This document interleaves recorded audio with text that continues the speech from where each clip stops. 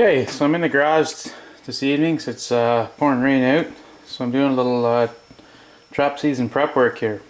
I ended up getting, went up to North Bay. I picked up a bunch of stuff for snaring. I ended up getting 300 feet of 3/32 wire and 100 feet of the 1/16 wire. I also picked up a 2 dozen of these Amberg locks with the 50-pound spring. I'm going to try those along with kill springs, which I showed in the winter that I tried doing. I never caught anything in any of those, but I'm going to replace all my snares with the ones with springs and the cam locks with the teeth, which are right there. Hopefully you can see the teeth on that. Anyways, but those you can't buy at North Bay. I picked them up at F&T, and that's the 1/16 ones, but I picked up 3 dozen 332s as well. And up in North Bay I also got some triggers for my Conibears.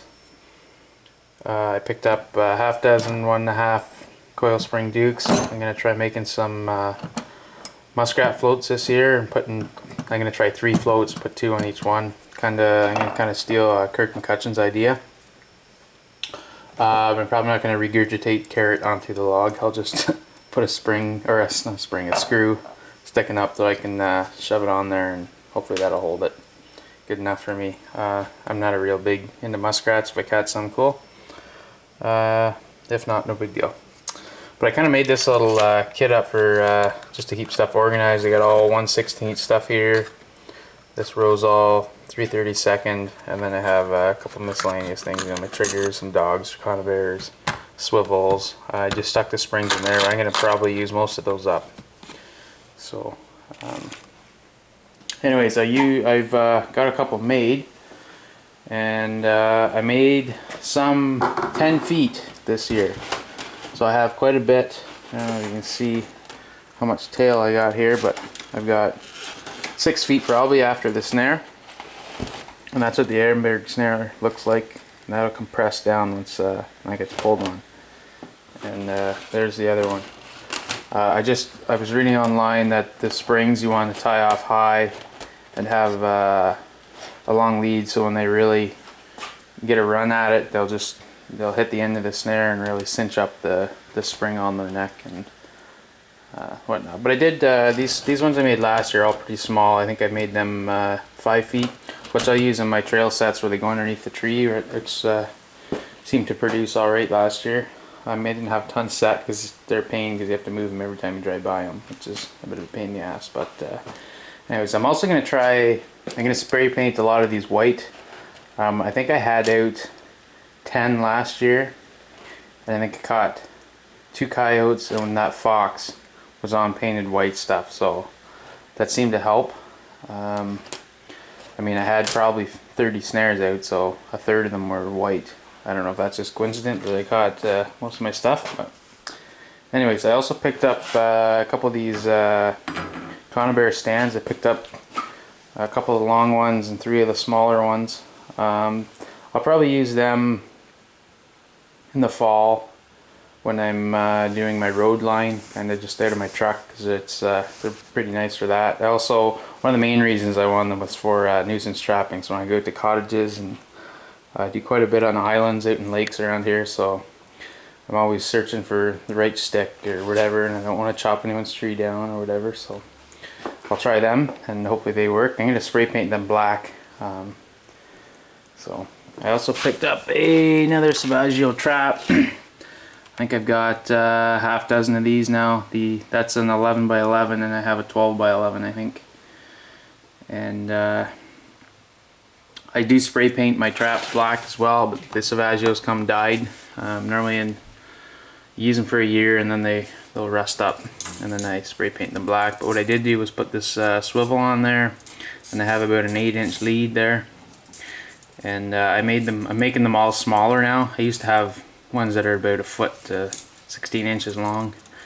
Just so when I trap in the winter, I can shove this down under the ice, and I was having trouble keeping that under the ice so the swivel didn't get frozen in. and then when you catch something that's spinning and whatnot underneath the ice, the swivel will still work.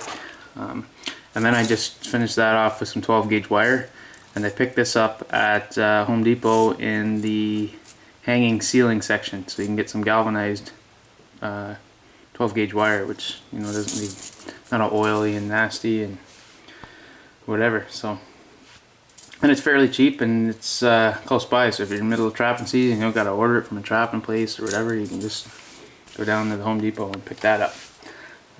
One thing I did want to show you was on my, this is a Duke trap that I have, if people are unfamiliar with that, which is the lower brand trap, but everyone complains about these safeties. I saw this little trick in a magazine and I used it, and you just wrap wire around the spring, then go around the safety and then back around the spring, and they'll actually stay wherever you put them. So I don't know, that's just a little something I did in my traps, because I'm always fighting those things. I'm sure everyone is. The one thing I do like about the Dukes is that they don't close tight. I know they aren't a great trap, but they're good for some things. And I use this mainly for nuisance trapping. So I trap them for the district on the side of the roads and for cottagers. So because it doesn't close tight, it's not real strong, it if I make a bad catch, say I catch them by the foot or the tail, I don't have a beaver stuck in my trap. Like if I got a beaver in this trap, because it closes tight, they got their tail in that, their foot, they're caught in that. They are not getting away unless they chew their foot off or something. And I mean, I don't like to catch them like that. When there's under the ice, it's not a big deal because they're gonna drown. But in the fall, or even like now in the summer or whatever, when I do my nuisance trapping, you don't want one beside someone's dock flopping around in your trap. So at least for the Dukes, they have a good chance of getting away, and you'll just have a snap trap. You'll have an educated beaver, but you're not going to have a big hassle of someone complaining about a beaver alive in your trap. So that's something I do with that. I also picked up a few coyote boards. I think that was pretty well it that I got from the trap store. Most of my stuff was just snaring stuff, and I've got pretty well all the traps I need. But anyways, I put these, all the traps I buy new, even conibears, I just sit them outside. I've had that outside since April. I just brought it in to show you, and you can see it's starting to rust up good. And then I will give that a spray with flat black spray paint. And that Duke, you can see that I haven't sprayed that this year, and it's fine still.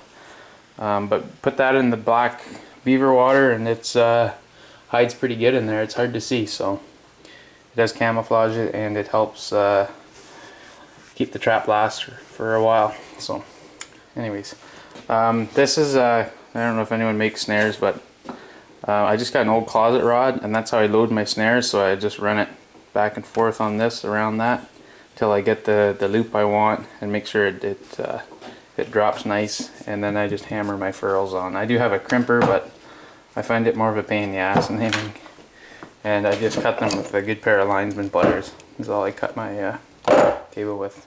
And on the front of my bench here, I just have the feet marked out, and then I just hold my snare against the wall, put my finger where I want to cut it, and that's where I cut it.